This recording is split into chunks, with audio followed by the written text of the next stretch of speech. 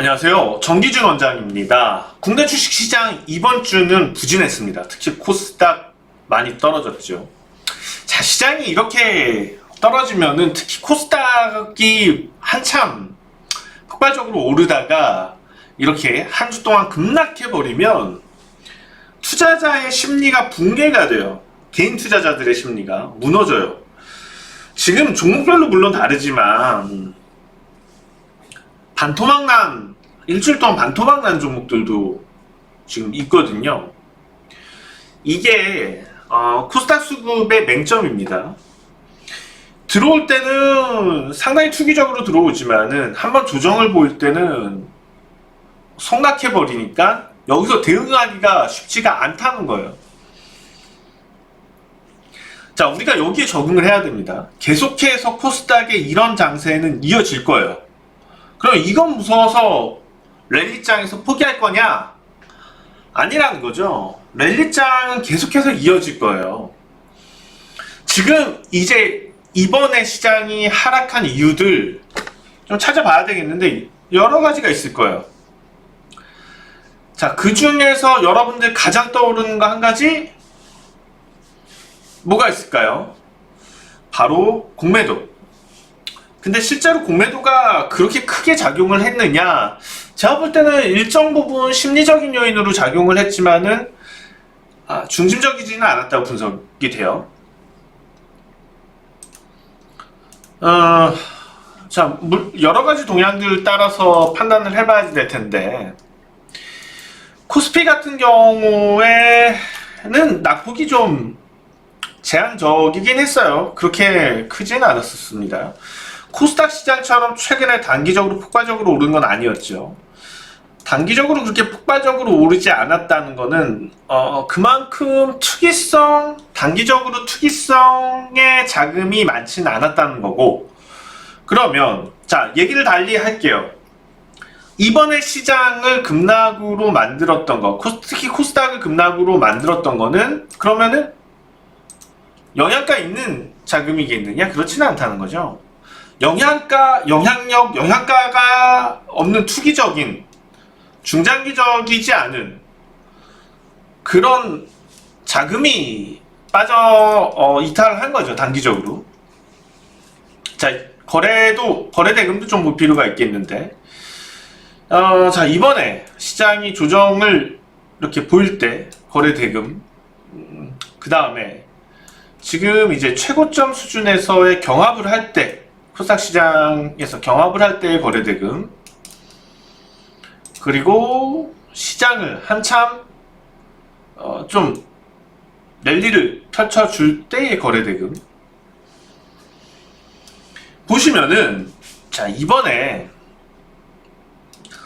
경합을 할 때의 투기 자금이 많이 있었다라는 것을 우리가 볼 수 있는 거죠. 오히려 시장을 이렇게 끌어올릴 때보다 뒤늦게 경합을 할 때의 투기적인 자금이 많이 나타난 상태에서 순간 시장이 조정의 시그널이 나오다 보니까는 이게 호가 매물이 꼬여버린 거예요. 호가 공백이 많아진 상태에서 투매가 발생이 되다 보니까 어떻게 보면은 역설적인 거죠. 시장의 대기자금, 주식 투자에 대해서 바라보고 있는 대기자금도 풍부한 상태지만 역설적으로 이것 때문에 이런 자금들 풍부한 유동성 때문에 역설적으로 지금과 같은 위치에서 투기적으로 시장이 끌어올려진 투기적 수급에 의해서 공간이 많이 생겼던 상황에서는 어떤 리스크라고 생각되는 부분이 발생을 했을 때 시장은 속락할 수 있다. 이런 거죠. 그러면 자, 추세가 그럼 하락장 추세에서 그게 낫느냐 상승장 추세에서 그게 낫느냐가 중요해요. 상승장 추세, 랠리 추세에서 그게 나온 거죠. 그럼 다시 이 자금은 이탈이 아니고 결국에 다시 들어올 자금이에요. 다시 유입이 될 거라는 거죠. 호가 공백이 이 부분에서 커져 있으니 반등할 때도 탄력적으로 반등을 하겠죠. 그러면 5월은 4월하고 다르다는 겁니다. 5월 초는 4월 말과 다르게 분명히 가파르게 주초부터 올릴 가능성이 높아요. 첫 번째, 공매도 부분. 공매도라는 게 시장에서 악영향을 주는 거는 하락 추세에 있을 때죠. 시장이 하락 추세에 있을 때 공매도의 영향력이 존재를 하는 겁니다. 반대로 시장이 상승 추세에 있을 때는 공매도가 영향력이 없다고 봐야죠. 이거는 상승 추세에 있는 시장에서, 그럼 반대로 하락 시장에 있을 때에 그러면은 매수가 시장에 영향이 되느냐는 거죠. 하락 추세에 있을 때 사실은 보수적으로 대응을 해야지, 매수세로 개인이 대응을 했을 때 그게 영향 가치가 될까요? 오히려 공매도가 영향력을 더 받게 되는 거죠. 시장이 가능성 측면에서 봤을 때 상승 추세, 랠리 추세, 상승 추세에 있을 때 매도보다 매수가 유리한 상황인 거죠. 그러면은 공매도라는 부분은 결국에는 숏이 숏. 짧은 걸 먹기 위해서 아니면은 뭔가의 방어를 위해서 들어간다는 거죠. 그렇지만은 시세가 여기서 올라버리면은 이거는 어떻게 되나요? 매수 전환이 되는 거죠. 공매도에 대한 청산. 그러면 오히려 이거는 어떻게 되나요? 시장의 상승 탄력도를, 지지권에서의 시장 탄력도를 강하게 만들어준다는 겁니다. 공매도 관련돼서 여러 번 많은 말씀을 드렸었는데, 제가 생각할 때는 하락장에서 특히 약간의 심리적으로 패닉이 존재하거나 시장에 큰 우려들이 발생했을 때는 아주 빠르게 공매도 금지를 하는 게 좋아요. 제한을 하는 게 시장에는 도움이 된다고 봅니다. 그건 분명히 도움이 됩니다. 그렇지만은 랠리장에서까지 공매도를 막아야 되느냐? 전혀 그럴 필요가 없다는 거죠. 그러니까 시장에 심각한 하락 우려들이 발생하지 않은 상태에서 공매도를 막을 필요는 전혀 없다. 그러면 결과적으로 공매도가 재개되는 5월 3일 월요일 아무 일도 없다는 거예요. 오히려 시장은 그때부터 본격적으로 탄력적인 반등을 할 가능성이 높기 때문에 이 영향에 대해서는 우려를 안 하는 게 좋겠다. 한 가지, 첫 번째 이유. 두 번째는 SKI 테크놀로지, SKIT 청약 자금이 많이 몰렸다. 82조였나요? 84조인가 82조인가. 아무래도 그쪽으로 돈이 쏠리긴 쏠리는데 문제는 과연 그 자금이 그 자금 성격이 어느 정도냐인데, 절대적인 영향이 되긴 어려울 게 아마 그건 있을 거예요. 기관 외국인들, 기관 자금 같은 경우에는 그 부분이 영향이 있겠죠. 그렇지만 개인 자금은 한정적이었을 것 같고, 그러면은 우선은 이것도 이제 월요일날 다시 들어오죠. 그럼 이것도 총알이 되는 거죠. 사실 기관 같은 경우에는 안정적인 확정된 수익률이 상당히 중요합니다. 잠깐 돈을, 한 일주일 돈을 넣었어도 단 0.5%의 수익이 확보가 된다면 그건 들어가는 게 맞죠. 그런 거죠. 이제 그쪽으로 기관 기관에서의 자금이 좀 들어갔던 기관 외국인 자금이 안정적인 아주 투자로서 부분도 있을 거고요. 이런 부분들은 근데 사소한 부분이죠. 우리가 틀적인 부분은 아니고 어떻게 보면은 좀 사소한 부분, 말 그대로 그냥 뭐 심리적인 부분. 문제는 이거죠. 환율을 잠깐 볼게요. 당장 시장에서 좋지 않은 영향이 되었던 여러 가지 원인들 중에 이런 분석을 고급진 분석이라고 할까요? 어떻게 보면은 그냥 좀 겉핥기식의 분석을 하는 사람들은 앞서서 얘기했던 SKIT라든지 공매도 아니면은 비트코인 요 정도 선에서 얘기가 끝날 거고, 시장에 대한 깊이 있는 분석을 한다면은 이 정도까지는 얘기가 나와야 된다는 겁니다. 환율. 환율이 하락하게 되면은 외국인 매수가 들어오고 코스피가 올라야지 맞는데, 지금은 특이상 환율이 오히려 3월달에 1140원 고점을 찍고 1112원, 어제 같은 경우에 더 많이 떨어졌었고 추세적으로 이렇게 내려온 상태.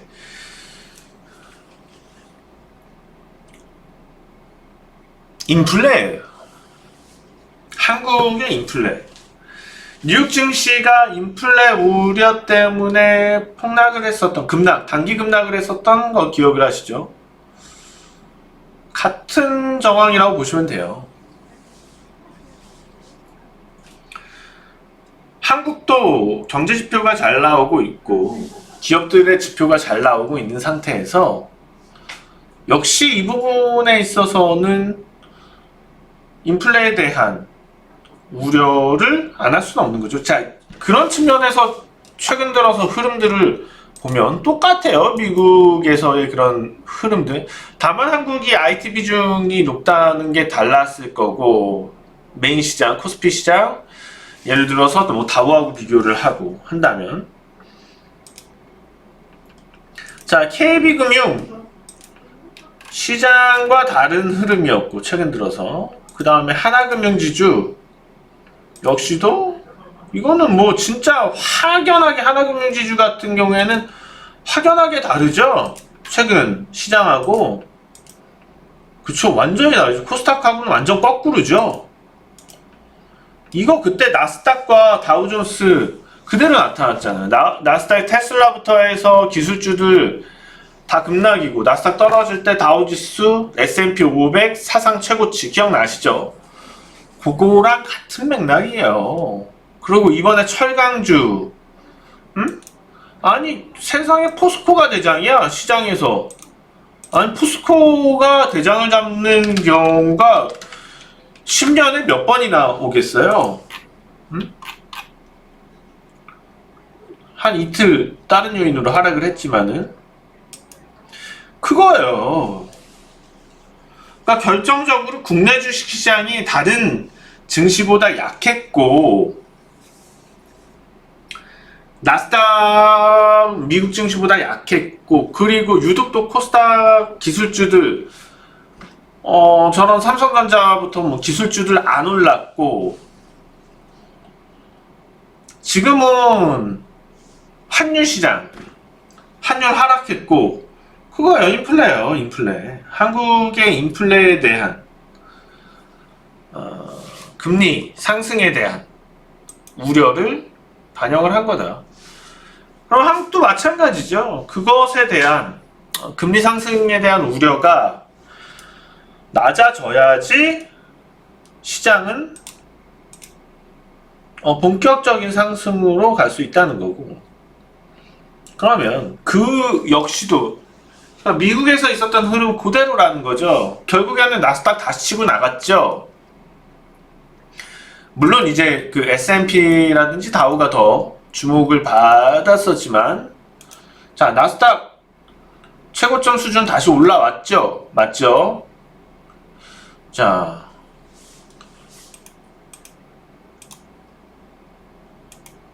다우지수 랠리 펼치고 있고,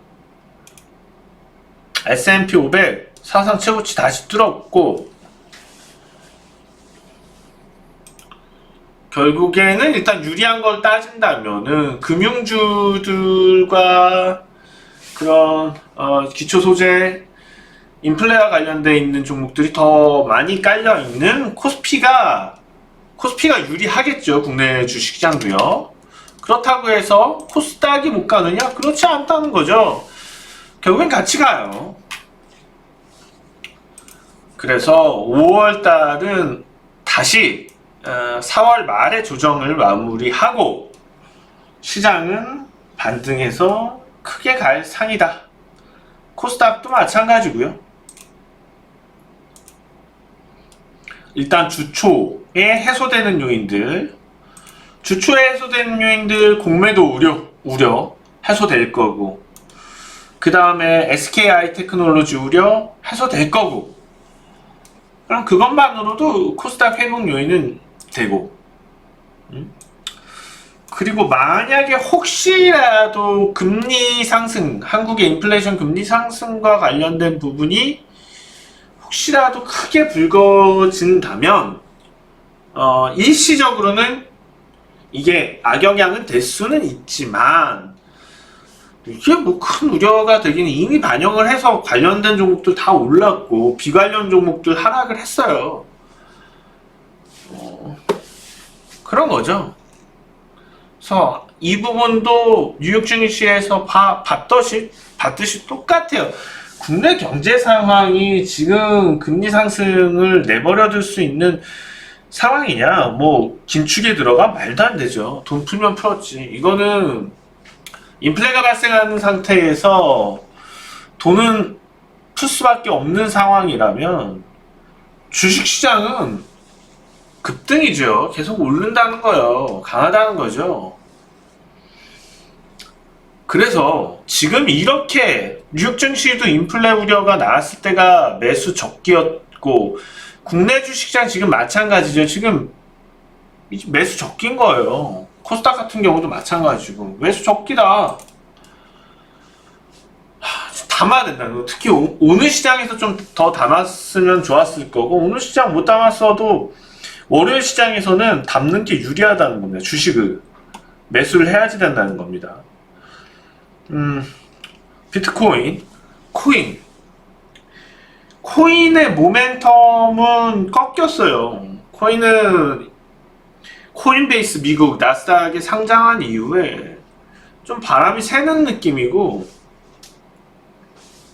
원체 코인과 관련돼서는 이번에 또 자살 소식도 있고, 전 세계적으로 투기와 그리고 세금 회피 목적, 여러 가지 자금 도피 목적, 그런 게 나와서 양면적으로 각국 정부들에서 규제 쪽의 목소리가 커질 가능성이 존재하거든요. 계속 이제 이면에서 언론을 통해서 이제 뭐 인정해 주네 어쩌네. 근데 금융권에서는 자산거래 수단에 대해서 계속 다루는 건 당연한 거고, 예전에 서프라임 모기지 생각해 보세요. 서프라임 모기지에 대한 상품을 만들고 거기에 대해서 그 거래가 투기적으로 나타나고 거기서 버블 터져버리니까 전 세계 금융위기가 왔죠. 만들 수는 있어요. 그렇지만 지금 코인 쪽도 약간은 좀 이제는 위험할 수 있지 않을까. 그래서 그쪽도 넘어올 수 있지 않을까, 자금이. 그래서 결정적으로 주식시장이 5월은 상당히 유리하다. 그래서 5월달은 주식이 다시 갈 가능성이 매우 높아졌기 때문에 그쪽으로 좀 더 집중하시기 바란다고 말씀을 드리고, 저는 다음 주에 다시 찾아뵙겠습니다. 지금까지 정기준 원장이었습니다.